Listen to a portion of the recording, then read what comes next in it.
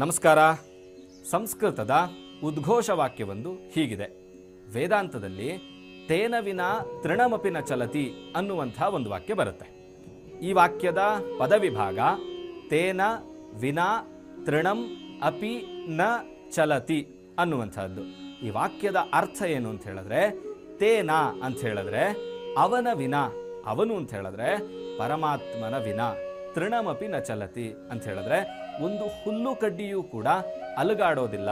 ಅಂದರೆ ಪರಮಾತ್ಮನ ಭಗವಂತನ ಅಪ್ಪಣೆ ಇಲ್ಲದೆ ಒಂದು ಹುಲ್ಲು ಕಡ್ಡಿಯೂ ಕೂಡ ಅಲುಗಾಡೋದಿಲ್ಲ ಅನ್ನುವಂತಹದ್ದು ಈ ವಾಕ್ಯದ ಅರ್ಥ.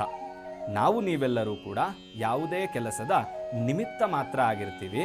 ಅದರ ಉದ್ದೇಶ ಅದು ಭಗವಂತನೇ ನಿರ್ಧಾರವನ್ನು ಮಾಡಿರ್ತಾನೆ. ಓಂ ತತ್ಸತ್. ಟಿವಿ ವಿಕ್ರಮ, ದೇಶ ನಿಮ್ಮ ಕೈಯಲ್ಲಿ.